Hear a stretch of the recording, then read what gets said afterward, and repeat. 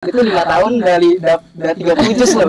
Kamu berapa tahun? Udah berapa tahun? Udah berapa juz ya? Enak ya jadi penghafal Al-Quran. Nggak usah puasa aja, nggak usah sholat. Ngapal aja kan juga masuk surga. Kayak gitu malah enak tuh ya. Iya dulu kayak gitu mikirnya. Kepada yang lain gitu kan. Iya. Dari situlah Anda mulai merealisasikan ketertarikan dengan Al-Quran di situ, gitu. Mulai menghafal di situ. Ya tapi sama kayak antum juga. Ternyata menghafal Al-Quran itu ya kayak gini loh bener, kaget juga nih gitu ya. Cepet, kadang ada yang sebulan beres, ada yang bisa beres ziyadah itu. Cuman ketika sudah ziyadah kan itu yang menjaganya itu bisa jadi yang lebih beratnya di sana gitu. Karena lumayan seperti itu. Menjaganya. Apalagi mengamalkannya. Nah itu yang lumayan. Level tertinggi dari Al-Quran itu kan mengamalkan sebenarnya seperti itu. Dalam lingkungan Al-Quran pun masih malas gitu ya. Apalagi nanti kalau keluar dari lingkungan Al-Quran gitu, akan seperti apa gitu kondisi hafalannya. Makanya kalau antum cuma ngafal, orang lain juga banyak yang ngafal gitu. Cuman kalau misalkan orang yang ngafal terus ada keahlian yang lain itu hanya sedikit gitu.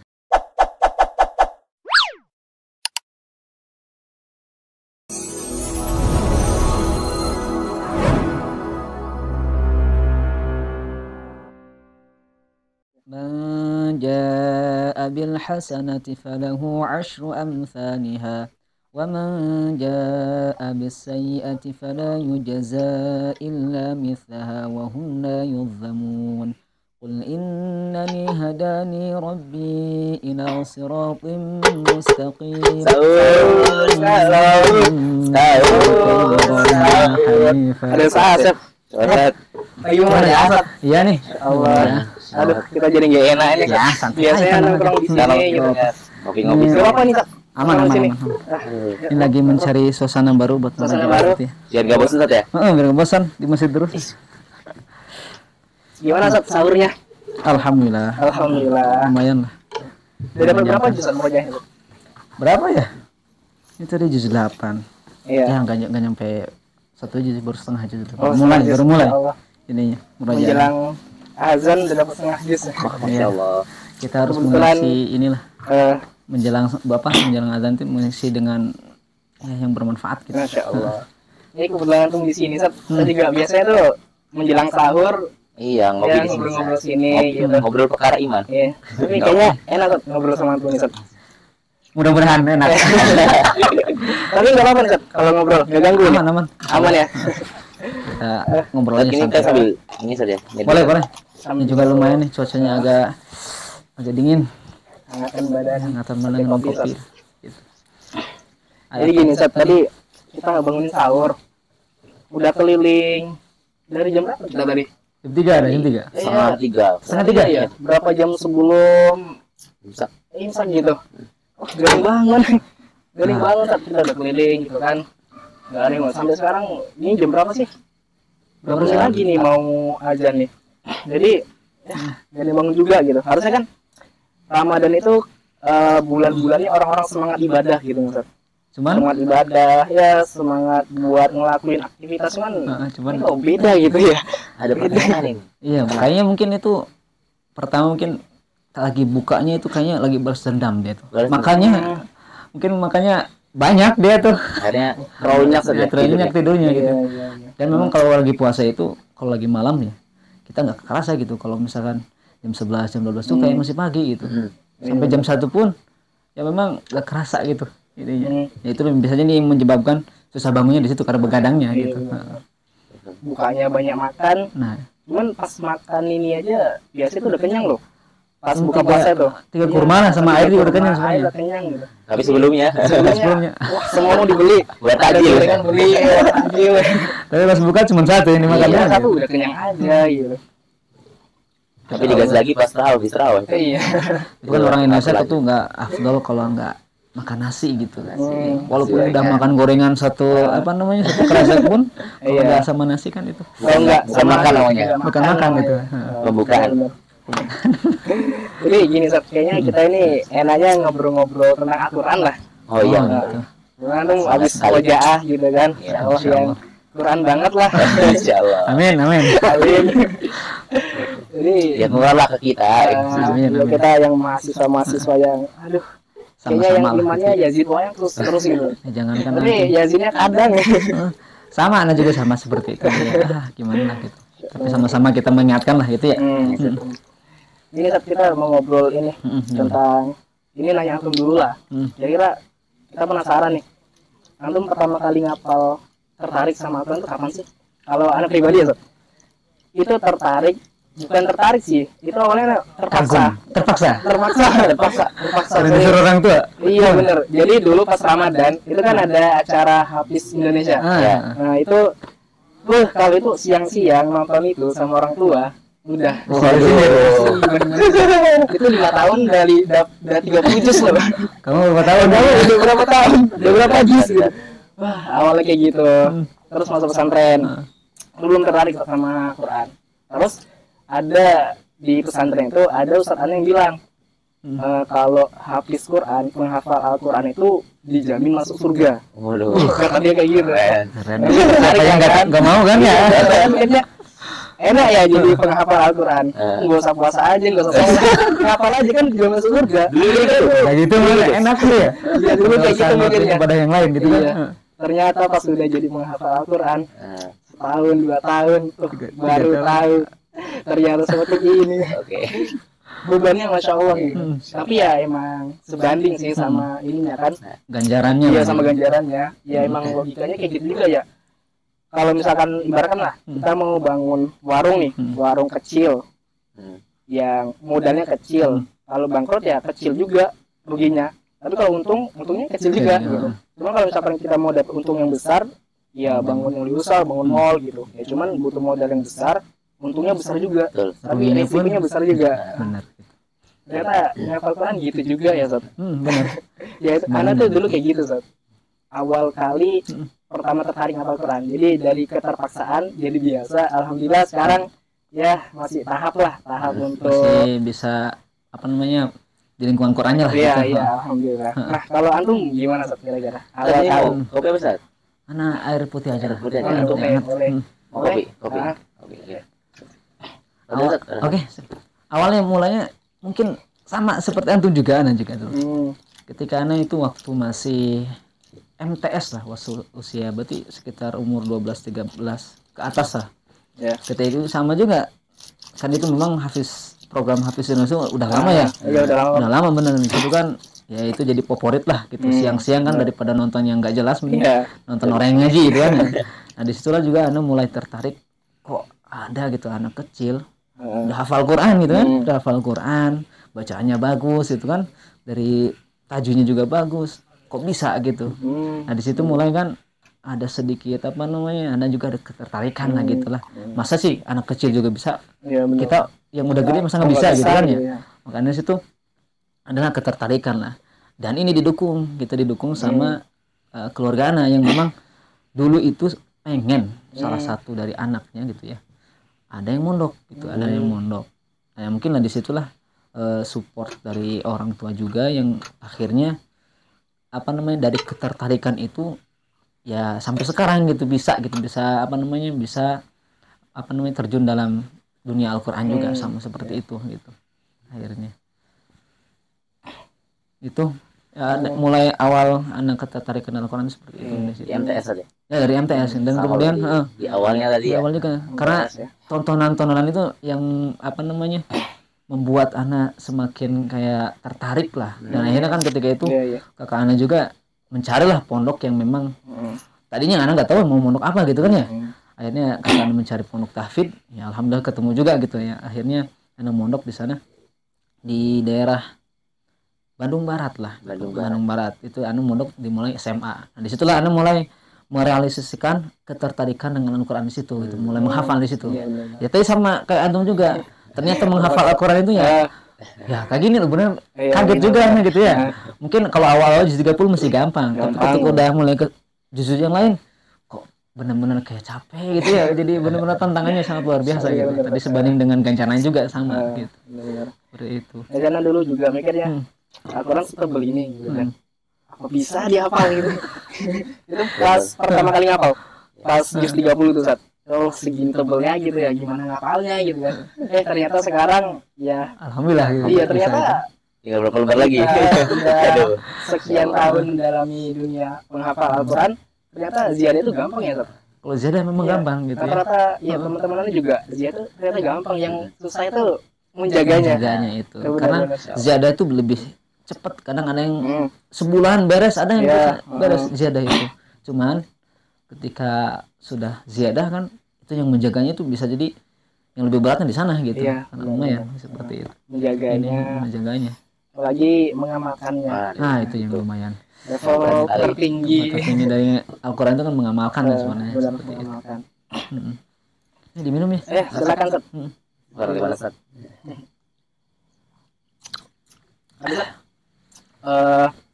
Anda kan sekarang udah ini ya, Sob, udah tamat apa namanya? Kuliah. Tamat kuliah. Nah, dulunya kan antum kuliah sambil ngapal ini. Nah, kira-kira antum kok bisa sih tertarik gitu dengan kita udah ngobrol tadi kalau ngapal Quran itu ternyata susah. Gitu. Nah, antum malah ngapal habis itu kuliah lagi. Nah, itu. Kita tahu kan Tantangan lagi tuh. Iya, Boleh gitu ya. kuliah ya tugasnya nggak beres-beres. Gitu. Jadi kita ada ini kesulitan satu, nambah lagi nih masuk kuliah. Kesulitan lagi gitu ya. Nah, kira-kira antum kok bisa gitu, Sob? Motivasinya Yang apa sih? motivasinya apa gitu? Ini sebenarnya yang mendasari anak kenapa bisa mengambil program menghafal sambil kuliah itu memang dulu kan anak sempat mondok ya, itu tadi 3 tahun, pengabdian setahun, cuman gak setahun sih, cuman 1 semester, dan 1 semester lagi anak gunakan buat ngafal lagi, sebenarnya ngafal lagi. Ya itu tadi walaupun berat, cuman kayaknya kalau udah terbiasa itu tetap dijalanin aja gitu, karena mungkin sudah menemukan sesuatu yang bisa apa namanya enak lah gitu, seperti itu. Nah setelah itu anak mikir ketika itu anak dalam lingkungan Al-Quran pun masih malas gitu ya, apalagi nanti kalau keluar dari lingkungan Al-Quran juga akan seperti apa gitu kondisi hafalan anak. Makanya ketika itu anak memutuskan ini kayaknya kalau anak keluar dari lingkungan Al-Quran agak berat nih, makanya anak harus nyari lagi yang memang di sana ada lingkungan Al-Quran lagi gitu. Itu yang pertama. Yang keduanya, anak ketika mondok 3 tahun itu belum selesai ziyadah, cuman berapa juz ya, 15 juz gitu, 15 juz. tinggal setengahnya lagi gitu, jadi nanggung kan gitu, nanggungan itu terdorong lagi buat termotivasi lah buat nyari, buat menyelesaikan hafalan lagi. Dan yang terakhir itu adalah ketika memang anak ingin gitu ya, ketika pas 6 bulan itu kan ada program 6 bulan anak ngafal sambil mencari tempat-tempat kuliah lagi. Nah, itu kegiatan selama 6 bulan itu kan dari pagi sampai malam itu ngafal, murojaah, tilawah. Itu kalau bagi anak ya, itu kayak bosan gitu, monoton. Benar ya? Gitu aja. Kerasa kan gitu-gitu aja. Ya, kita nih Quran aja gitu kan. Nanti kedepannya gimana gitu. Gitu kan. Zaman makin maju gitu. Nah, gitu. Sob. Jadi sekali itu jadi ini kayaknya harus mencari sesuatu yang memang gak cuman ngafal aja gitu. Karena dulu juga sempat Ustadz Ana pernah bilang kalau antum cuman ngafal, orang lain juga banyak yang ngafal.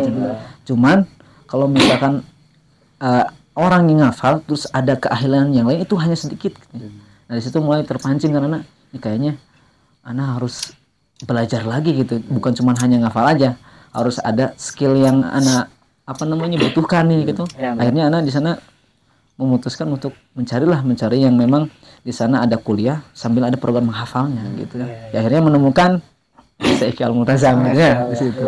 Sebenarnya ada dua opsinya ya. Ada dua opsinya.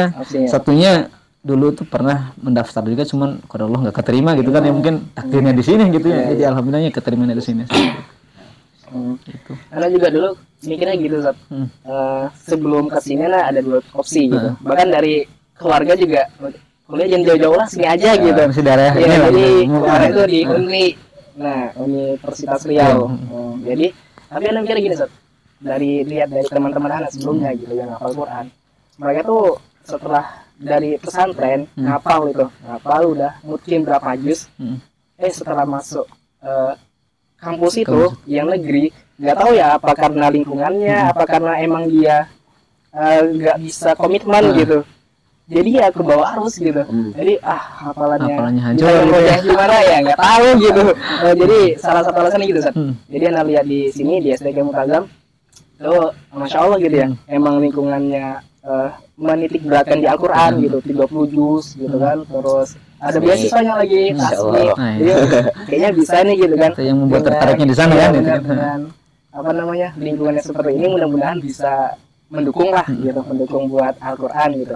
Nah itu tadi anak rasanya di situ kenapa nggak mau ngambil yang di luar gitu yang mungkin kalau anak tanya itu programnya ada, program Ada, tahfidz program tahfidznya ada. Iya, cuman karena mungkin lingkungannya. Oh, yang nggak Gitu, belum iya. mendukung lah gitu ya. Iya, Mungkin. masya Allah. Kalau misalkan kita lihat di luar gitu ya, ya mungkin nggak semua lah gitu, nggak butuh semua orang, mungkin beberapa aja gitu. Tapi kayaknya banyak banget gitu. Aku memang, tapi aku nggak banyak gitu. Oh, gitu. Nah, gitu. Jadi ya ini pandangan antum juga tadi mas. Banyak sekarang penghafal Al-Quran tuh yang nggak sesuai sama isinya gitu. Aduh, dia ngapal Quran cuman apa ya masih itu zalimul nafsi gitu kan, masih kadang lala gitu. Sebenarnya aneh juga sih. Masih jauh dari kata Iya. penghafal Quran ya.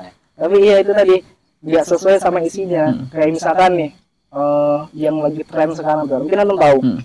Kayak misalkan pacaran syar'i. Pernah dengar nggak? Bahasa Ya, ini Arab. dua kata lucu loh, pacaran syar'i. Maksudnya apa coba gitu? Ya mungkin kalau ini persepsian aja, Sob. Bukan berarti melegalkan atau menormalisasikan gitu. Kalau misalkan mau pacaran aja gitu. Jangan Nggak ada usah kata bawa-bawa, nggak usah bikin diksi seolah-olah pacaran itu boleh gitu loh. Pacaran syar'i ya Allah. Ada lagi. Yang pertama, dia kalau misalkan ditanya pacaran, nggak pacaran. Tapi Kita nggak pacaran kok. Tapi tiap hari video call. Apa itu namanya berarti ya? Iya tahu. Kita nggak pacaran kok. Tapi tiap hari ketemuan gitu. belum. Tapi bahasa sekarang itu HTS. ATS apa tuh? Hubungan Hubungan tanpa status. Waduh. Aduh. Jadi dia dekat sering chat. Cuma nggak pacaran Zat. Nggak ada pacaran. Cuman isi di dalam itu pacaran gitu. Dan itu kebanyakan kalau kita lihat itu rata-rata penghafal Al-Quran. Ya mungkin kalau misalkan yang di sosial media sekarang ya kita lihat tuh beberapa pesantren gitu. Emang sih banyak sih di luar pesantren. Cuman karena ya masyarakat melihatnya, oh ini ahli agama loh. Masa iya melanggar aturan yang dia udah tahu gitu. Nah, itu. Nah ini banyak kali fenomena kayak gini Sob. Ini pandangan tuh gimana Sob? Ya memang pun ujian bagi kita, terutama kita sebagai penghafal Al-Quran ya. Memang yang namanya ujian pasti akan terus silih berganti itu terus berdatangan gitu. Apalagi kita sedang menghafal Al-Quran dan itu kita sedang menghafalnya kalamnya Allah gitu. Dan ujiannya pun benar-benar gitu. Apalagi tadi dikatakan ada yang kayak pacaran gitu yang memang itu bagi orang lain mungkin ya memang kayak di luar tuh kayak udah kayak menormalisasikan pacaran gitu. Coba bagi kita yang sebagai penghafal Al-Quran itu kayaknya kayak kurang elok gitu ya, kurang elok gitu karena memang tapi memang kita juga tidak dipungkiri bahwa kita ada dalam fase di mana memang ada kadang suka ke lawan jenis itu wajar. Cuman yang gak menjadi wajar itu respon kitanya gitu. Respon kitanya yang jadi nggak wajar gitu. Karena seharusnya kita sebagai penghafal Al-Quran itu, nah itu tuh ada label penghafal Al-Quran itu harus dijadikan rem sebenarnya agar kita tidak melakukan sesuatu yang memang tidak pantas kita lakukan lah. Tadi kan kita udah tahu sebenarnya nih larangannya sebenarnya. Memang tidak dikatakan lagi dalam Al-Quran itu spesifik dilarang pacaran, gitu. Cuman kan di situ ada wala taqrabuz zina gitu kan. Tapi kenapa banyak orang yang terjerumus ke dalam zina itu sampai melakukan perbuatan yang memang tidak sepantasnya dilakukan? Nah, itu awalnya dari situ juga gitu kan. Dari mulai kan mungkin stalking dulu lah biasanya kan ya. Stalking dulu gitu ya. Instagram jalan di follow gitu, DM. Awalnya kan balas-balas story gitu kan ya. Akhirnya kan DM nomor WA. Akhirnya kan terus lanjut WA gitu kan. Nah, kan di situ dulu mulailah tumbuh bisikan setan kan gitu ya. Setan tuh membisikkan sangat halus, benar-benar halus gitu kan. Di situ kan udah sering sering komunikasi. Kalau dalam patah Jawa tuh kolino keluna gitu. Nah, itu kan cinta karena terbiasa. Nah, itu karena disitulah mulai kan setan tuh kayak menghiasi perbuatan yang seolah-olah itu baik padahal itu tidak baik gitu. Makanya suruh mulailah gitu kan. walaupun memang kan di Quran juga kan setan itu lemah ya. Nah, Apa ayatnya itu? Inna syaiton kana Inna dhaifan. kaida syaitan Nah, kana itu ya. dhaifan. Tapi jangan sampai kita meremehkan itu karena setan itu kan pengalamannya udah luar biasa gitu ya dari zaman Nabi Adam sampai Iya. sekarang gitu ya.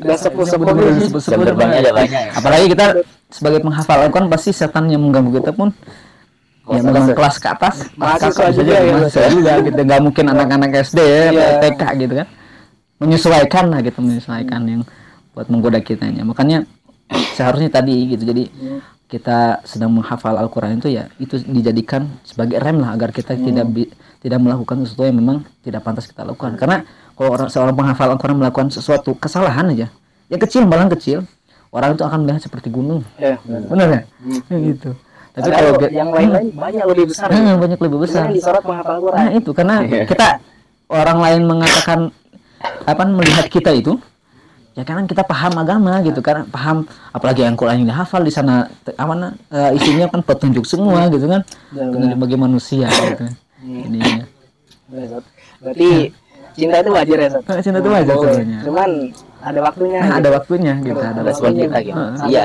aman. Coba ya. Nanti antum Enggak masalah. sekarang fokus dulu sekarang ya. Siap, Fokus siap. dulu sekarang ya. Masih maksudnya. Jadi memang jadikan Quran itu buat mengerem kita dalam maksud ya. Jadi kan buat pengerem lah gitu. Seperti itu. Juga sih kadang ada loh kan beberapa teman ada kenapa nggak hafal Quran, ayo ngapal Quran gitu. Jawabannya itu enggak, aku belum pantas buat ngapal Quran, masih ada. Padahal kan harusnya dibalik ya, menghafal Quran lah sehingga kita takut untuk maksiat, jangan takut menghafal karena maksiat. Gitu. Masya Allah. Terus ini Sat, tadi kan mungkin antum sudah kuliah, terus mungkin pasti di kuliah ada organisasi dong. Sat. Nah, manajemen waktu antum buat ngafal, buat murojaah di sela-sela kesibukan kuliah, tugas kuliah, terus organisasi, terus mungkin ada ngajarnya mungkin. Itu gimana Sat manajemennya gitu? Gitu. Pertama mungkin ya kita kalau disuruh buat jadwal gitu suka ngurusannya dari subuh ke malam gitu ya. Karena kan kegiatan gitu dari subuh kan kita diamanahi buat menerima setoran santri ya. Nah, subuh sama maghrib kan, nah itu otomatis sudah keisi kan waktunya itu. Jadi subuh sama maghrib otomatis itu kan kita buat mengisi menerima setoran santri. Dan di sana kita tidak memungkinkan untuk menghafal. Nah kalau anak di waktu 2 ini, anak pakai buat murojaah. Tapi murojaahnya sudah lancar tentunya gitu ya, sudah lancar. Jadi biar karena kalau yang belum lancar tuh berat juga. Kadang ada yang santri yang datang gitu kan, nggak fokus. Makanya yang sudah lancar mah enak kan gitu. Jadi bisa berhenti. Kita nanti lanjutkan lagi. Itu yang pertama. Jadi subuh sama maghrib itu anak gunakan buat murojaah gitu. Nah, dari jam 8 kan kita masuk jam 8 lah. Kita ini kan jam 8. Nah, jam 8 sampai jam 11. Nah, itu anak itu enggak semuanya dipakai buat siadah gitu. Dibagi 3 waktunya gitu. Dari jam 8 sampai jam 9 itu anak harus sudah setoran. Pokoknya batas maksimal jam 9 harus sudah setoran. Jadi nggak dapat setoran, apakah itu biasanya ya walaupun satu halaman anak harus maksain gitu. Karena nyiapinnya dari malam. Karena kalau misalkan kita nyiapin dari jam 8 sampai ke jam 9 itu berat. Jadi nggak akan bisa gitu kan. Nah, makanya nyiapinnya anak dari malam gitu. 8 sampai jam 9 itu anak siapkan buat setoran dan maksimal jam 9 sudah beres gitu. Nah, nanti dari jam 9 sampai jam 10 itu anak gunakan buat murojaah hafalan yang memang yang masih ini ya masih remeng-remeng gitu, nggak kebayang sama sekali gitu. Jadi hanya sekitar 50% lah kebayangnya. Biasanya hafalan baru biasa. Ya, hafalan baru biasanya gitu. Jadi dilancarkan di situ 1 jam. Ya anak nggak muluk-muluk, nggak banyak-banyak sih. Paling banyak ya 5 halaman lah sehari gitu. Jadi sepekan itu untuk 1 juz itu ideal sebenarnya buat melancarkan gitu. Nah, dari jam 9 dari 10 sampai jam 11 itu ada murojaah yang sudah lancar gitu. Jadi dari waktu yang jam 8 sampai jam 11 tuh enggak anak gunakan buat siadah semua gitu. Dan anak enggak pernah mengganggu waktu dari jam 8 sampai jam 11 ini gitu. Kalau memang tidak ada misalkan nggak buat presentasi yang lain gitu ya. Itu anak anti sekali kalau misalkan itu diganggu sama yang lain gitu. Makanya mending fokusan itu karena itu yang waktu banyak buat Al-Quran kan pagi itu gitu. Jadi kalau dari zuhur sampai asar kan gak nentu gitu. Kuliah gitu kan kadang memang pasti kuliah suka ada yang libur juga gitu kan, dosennya gak masuk kan itu gak nentu juga gitu karena gak pasti. Tapi ini yang udah pasti harus kita maksimalkan benar-benar gitu ya. Nah itu dari kuliah sampai ke dari zuhur ke asar. Nah gunakannya memang buatnya kalau nggak baca ini buku lah murojaah yang lancar aja gitu. Dari malam, baru dari malam Anda nyiapin buat ziyadahnya gitu. Sampai jam 9. Jam 9. Iya. Nggak lama-lama gitu. Kalaupun misalkan belum dapat sampai setengah 10 ya kita kalau ada tugas ya ngerjain lah gitu sampai jam setengah 11 atau jam 10 lah gitu. Jadi lagi itulah aktivitas sana ketika memang pas dulu masih ini gitu, masih jadi mahasiswa gitu. Dan itu memang ya kita harus buat seperti itu, kita buat jadwal ini gitu. Jadwal yang spesifik lah biar kita itu ketika melakukan sesuatu memang sudah ada ininya gitu. Sudah ada arahnya. Ada arahnya gitu. Pengingat gitu. Pengingat belum gitu. murojaahnya. Gitu. Checklist dulu murojaah. Jadi pada nggak buat sama sekali bingung kita mau ngapain nih gitu kan ya. Iya. Jadi intinya kita maksimalkan kelas Quran itu saja. Nah, itu. Nggak boleh menggugurkan apapun kalau misalkan jauh banget lah. Kalau misalkan gak urgen sama sekali gitu, kita gunakan semaksimal mungkin gitu. Kalaupun misalkan ada tugas yang lainnya mungkin ya kita nggak bisa melaksanakan dua-duanya kan, kita harus salah satu yang dikorbankan gitu ya, seperti itu. Itulah. Berarti di tengah-tengah kesibukan harus punya waktu yang nggak boleh diganggu gugat. Iya, itu Al-Quran gitu. Bahkan mungkin sampai semester 8 pun kalau bisa ya.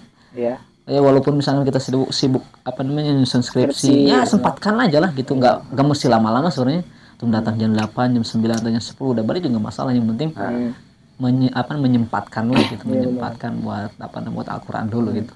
Jadi anak pengen quotes nih satu-satu dari guruannya dulu. Jadi kalau misalkan kita nunggu waktu luang tuh untuk Al-Quran tuh nggak bakal ada gitu. Jadi jangan tunggu waktu luang untuk meroja, tapi luangkanlah waktu untuk meroja. Tapi gimana saja? Menurut antum gimana saja? Menanggulangi atau solusi buat misalkan kayak aneh misalkan ya waktu emasnya itu buat ngafal tuh maghrib sama subuh saat. Tapi kan jangan kita gunakan buat dari mastoran sampai itu gimana saja? Cari cara mengalihkan waktunya. Nah, memang kalau dalam waktu menghafal ini kan orang tuh tergantung berbeda-beda ya. Berbeda-beda memang kita ketika dihadapkan dengan kondisi itu mau tidak mau kita harus bisa mencari waktu yang lain gitu, dan itu harus dibiasakan, harus dipaksakan gitu, karena memang mungkin awalnya masih berat gitu, karena kita sudah terbiasa ngafal di maghrib sama subuh, terus kita misalkan dari malam enaknya buat murojaah, nah kita gunakan buat ziyadah. Sebenarnya itu awalnya aja memang agak berat gitu, tapi ketika sudah kita biasakan dan dipaksa dulu, memang sesuatu itu memang harus dipaksakan dulu gitu, benar. Kalau nggak dipaksa nggak akan mungkin bisa gitu. Kayak kita bangun subuh aja, kalau nggak dipaksa nggak bisa bangun sebenarnya. Gitu. Ini susah benar. Jadi kita cari waktu lain, terus kita paksain sampai terbiasa gitu. Sebenarnya duhur juga kan kebanyakan orang bisa ya hafal duhur kadang ya. Cuman ketika memang dipaksakan bisa juga sebenarnya. Walaupun memang otak kita sudah panas sebenarnya, panas gitu. Itu. Memang harus kita paksakan dulu biar terbiasa. Tadi kan kita udah bahas setelah dia menyampaikan hafal kayak gini. Terus tadi di awal juga ada menyampaikan hafal itu yang mudah tapi yang susah itu murojaah. Nah, mungkin kita juga pengen sering nih tipsnya lah. Istiqomah murojaah. Aduh. Atau nggak bisa menjelang subuh itu murojaah tadi gitu. Kita biasa sahur tidur ya.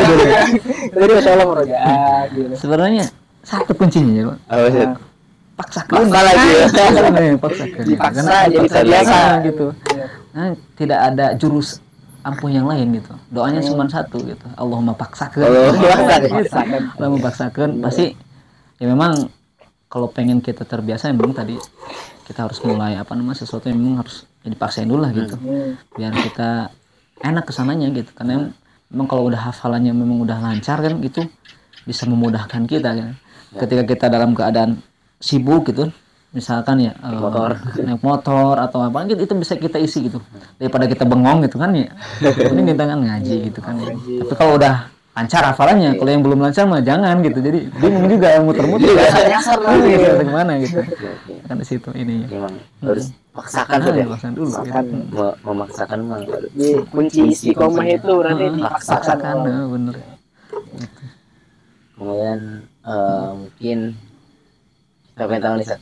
Tadi kan antum udah dari tadi udah berapa tahun sakit antum Bergelut. berkecimpung mungkin ya Mendalami. dalami dunia Quran lah Sat. Tadi kan udah MTS SMA berarti dari dari SMA 3 tahun terus 7 tahun Sat. Kalau 8 dihitung tahun. cuman ya kalau dihitung berapa ya? Sekarang kan berarti tahun ke-6 ya. Nah, Hampir 10 tahun cuman 10 tahun. ya belum bisa maksimal sebenarnya gitu. Belum bisa maksimal bergelut dengan Qur'annya gitu, belum bisa maksimal. Cuman kalau dari jangka waktu emang udah lama, udah 10 tahun gitu ya. 10 tahun 10 tahun. Kurang lebih 10 tahun. 10 tahun. Impact baik apa sih Sat, yang antum rasain selama antum hidup sama Quran, antum terus mendalami Quran gitu. Nah, ini memang ana rasakan ketika memang sebelum masuk pondok itu udah mulai kerasa gitu impactnya. Padahal ana belum terjun sebelum masuk. Pertama ini sebagai tahadus binikmah aja ya. Ketika memang ana mau masuk ke pondok tahfidz itu kan itu lumayan loh biaya masuknya gitu ya. SPP-nya juga lumayan. Nah, kondisi keluarga ana waktu itu ya memang ya bisa dikatakan ya penghasilan dari seorang tani itu nggak netep kan ya, nggak netep. Di sana kan ana bingung gimana ini. Cuman ketika melobi akhirnya alhamdulillah gitu. Ana diberikan beasiswa dari pertama masuk sampai ke beres itu nggak bayar sama sekali gitu. Itu kemudahan yang ya, kayak mungkin ana belum juga masuk gitu ya, tapi udah diberikan kayak kemudahan itu ya. Makanya disitulah mulai ana berpikir ini ana kalau bahasanya timbal balik lah gitu. Jadi ana harus bisa mengabdikan kepada Quran lah gitu. Karena udah diberikan kemudahan yang lain ya. Terus ketika sudah masuk di sini juga sama dan juga gitu juga. Jadi kan ya memang tadi salah satunya kenapa orang tua anak juga nggak ya tadi kondisinya seperti itu. Jadi pas kita masuk sini ya Allah gimana nih caranya anak kuliah cuman gak membebankan orang tua gitu. Di situ ya alhamdulillah juga sampai selesai nggak sama sekali gitu ya, nggak sama sekali mengeluarkan sebesar uang pun gitu ya. Demikian terus ya alhamdulillah itu. Jadi alhamdulillahnya mungkin itu salah satu kemudahan yang Allah berikan lah gitu. Dan Ustadz yang di sini pun sekarang mengingatkan kalau antum fokus sama Al-Quran, antum pun akan diberikan jangan khawatir lah, pasti masalah-masalah itu pasti akan terselesaikan juga gitu ya. Makanya itu yang mungkin ditanamkan dalam diri anak gitu. Jadi kalau sama Quran mah gak akan mungkin melarat lah hidup antum lah bahasanya gitu. Pasti jaga sama Allah. Nah itu. Soalnya masa kan keluarga Allah nggak ada ini gitu kan ya gitu. Soalnya penghafal kan ahlullah gitu. Jadi yang namanya keluarga bukan apa ya? Ya udah ditanggung gitu ya. Gak mungkin ditelantarkan kan gitu, udah dijamin. Asal kita yakin aja, kita yakin. Kalau nggak yakin ya percuma gitu kan. Ini. Oh ya. Memang keberkahan Quran benar-benar kerasa bahkan sebelum kita masuk ke dunia Qurannya. Terus apa ya? Pernah nggak sih Sat ya? Pernah nggak Sat? Antum udah hafal berapa juz gitu? Terus tiba-tiba itu lupa gitu, banyak kan lupa gitu. Sering kayaknya itu. Ada seorang ada gitu. Mana yang sering jawab gitu juga. Ya, yang namanya murojaah ya bukan berarti orang itu udah mutkin ya. Karena dia murojaah itu supaya biar lancar sebenarnya menjaga gitu. Justru dengan kita murojaah itu ya memang kita ngerasa belum lancar sebenarnya gitu ya. Benar. Ini memang terus hafalnya itu memang harus terus diulang gitu. Jadi jangan sampai berhenti gitu. Kan kalau kan ada di hadis juga ya dikatakan ya. Kalau misalkan hafalnya itu lebih cepat hilangnya daripada itu ya. Nah, itu. Makanya dengan diikatnya itu hafalnya dengan sering diulang gitu kan, sering ulang gitu. Jadi jangan sampai ketika memang kita setelah beres ziyadah itu ya ditinggalkan gitu. Harus cepat buru-buru gitu, buru-buru langsung murojaah lagi gitu kan ya. Jadi ziyadah itu bukan akhir segalanya sebenarnya. Padahal itu tuh baru masuk permulaan yang sebenarnya dalam menghafal Al-Quran itu kan gitu. Intinya murojaah sebenarnya gitu, murojaah. Jadi sering ya itu kan. Tapi yang benar-benar aman sudah kayak udah misalkan udah sering murojaah terus tiba-tiba kayak kok lupa lagi ya, kok hilang lagi, betul banyak murojaah gitu. Ya gitu. Justru sebenarnya itu juga pertama ya harus kita syukuri juga gitu. Ketika memang kita diberikan lupa itu, Allah itu ingin kita terus bersama Al-Quran sebenarnya gitu. Itu hikmahnya saja. Ini hikmahnya gitu. Jadi kenapa coba misalkan Al-Quran itu dibuat lupa, sedangkan ketika kita menghafal musik itu langsung ingat kan? Oh iya. Coba kalau misalkan Padahal nggak difavoritkan ya. ingat terus gitu. Kalau misalkan Al-Quran nih diberikan pada kita misalkan kalau kali baca langsung hafal, mungkin sampai sekarang Al-Quran udah nggak ada yang baca lagi kan? Jadi makanya mungkin itu salah satu hikmahnya gitu kenapa kita misalkan hafalannya diberikan lupa itu ya agar kita senantiasa terus mengulang sebenarnya seperti itu. Benar. Jadi Anda ingat kata-kata guru Anda, tujuan kita ngapal Al-Quran itu bukan buat lancar sebenarnya, tapi apa ya, supaya kita bisa bersama terus dengan Al-Quran gitu. Karena yang namanya penghafal Al-Quran sebenarnya bukan seberapa lancar hafalannya, tapi seberapa besar Al-Quran mengubah dia gitu. Karena ya banyak sekarang Ustaz, kayak fenomena hafal Quran itu cuman jadi ajang gengsi aja. Biar dipanggil Al-Hafiz misalnya. Iya. Padahal pas dites nggak ada yang lancar gitu. Cuman dia udah pernah hatam aja. Gitu. Banyak banget. Kalau cuma ngejar hatam kayaknya kayak ibaratkan kalau Quran pernah dibilang gini. Orang yang hatam aja itu seperti durian yang nggak ada isinya. Dia tetap harum kan? Harum. Cuman nggak bisa ini kan? Nggak ada manfaatnya gitu. Tapi kalau orang yang kalau durian misalkan ada manfaatnya, ada isinya, kita bisa gunakan kan? Itu sama gitu. Nah, karena yang hafalannya ini terus dia bisa mengamalkan, intinya mengamalkan sebenarnya. Mengamalkan itu sangat luar biasa. Jadi kalau kita lupa terus ada yang bilang itu jangan langsung ngedown saja. Kita ambil hikmahnya. Allah pengen ngabus dosa aneh ini. Karena dengan ayat yang kita baca kan gitu, kan otomatis mata kita melihat Al-Quran itu, mulut kita mengucapkan hal-hal yang baik, terus telinga hati kita kan itu bisa jadi itu sebagai penggugur dosa kita kan gitu ya, dari mata, mulut, tangan, semuanya yang pernah kita lakukan gitu dosa. Ya, mudah-mudahan dengan wasilah kita mengulang hafalan Al-Quran dan terus senantiasa berinteraksi dengan Al-Quran itu bisa bisa menghilangkan dosa-dosa kita gitu. Mungkin terakhirnya ya. Pesan buat teman-teman mahasiswa seperti kita yang sedang berjuang menghafal Quran dan sambil kuliah itu pesannya Ustaz. Kita lagi semester berhubungi di Cahil Quran ini. Ibaratkan naik gunung kita masih di pertengahan. Bingung nih ke atas turunnya gitu. Mundur kena masih kena gitu. Kuncinya tetap semangat dan sabar gitu. Semangat dan itu yang quotes yang sering dulu disampaikan oleh salah satu Satpam Al-Multazam gitu. Terus memang kerasa sampai sekarang itu. Tetap semangat dan sabar tuh kerasanya pas kita mau di akhir-akhir. Ya kan ujiannya lumayan, tetap semangat, harus semangat gitu. Sabar juga menghadapi ujian harus kesabaran gitu ya. Dan memang ketika kita sudah mulai di pertengahan ya kita mau tidak mau yang harus kita lakukan ya tetap istiqomah lah, intinya istiqomah. Dan ketika memang jangan sampai dengan lupa Al-Qurannya, karena kebanyakan ketika udah akhir kan udah lupa dengan ininya gitu ya. Tapi tetap kita istiqomahkan untuk senantiasa terus ya dekat lah sama Qurannya gitu, walaupun kita banyak tugas dan yang lainnya gitu, seperti itu ya. Alhamdulillah. Azan ya. Tunggu bisa minum lagi dong. Bisa lagi ngobrol-ngobrol. Tawa. Luar biasa seru Ustaz. Kalau bisa kita sering-sering ngobrol kayaknya Ustaz, biar kita terbuka gitu. Ya, silakan aja karena waktunya nyantai kok. Mungkin terakhir nih Ustaz, kesimpulannya. Jadi kesimpulannya intinya Al-Quran itu membawa keberkahan saja. Bahkan tadi saya ceritakan sebelum masuk Quran aja udah banyak kemudahan yang Allah berikan dengan istilah Al-Quran tadi. Kemudian di sesibuk apapun kita, Al-Quran tetap jadi prioritas dan kita kasih waktu yang benar-benar waktu itu nggak boleh diganggu oleh apapun dan siapapun, dan itu khusus buat Al-Quran. Ini tuh sih kesimpulannya yang bisa ambil. Dan terus tadi pesan beliau buat kita mahasiswa yang sedang menghafal Quran, berjuang menghafal Quran dan sambil kuliah tetap semangat dan sabar.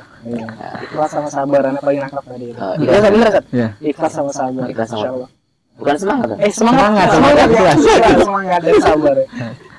Dari bener ya, unsur makola wala tanzur mankola gitu ya. Jadi walaupun perkataan itu keluar dari mulut siapapun gitu, tapi kita lihat apa yang dikatakan gitu. Bisa jadi itu bermanfaat gitu. Bermanfaat banget. Ya, Sat, makasih banyak, Sat. Ya, sama-sama. Sharing-sharing luar biasa. Sharing Jadi tercerahkan. Semoga bermanfaat, Sat. Ya, semoga dia juga tetap istiqomah dalam Al-Quran. Amin. Amin.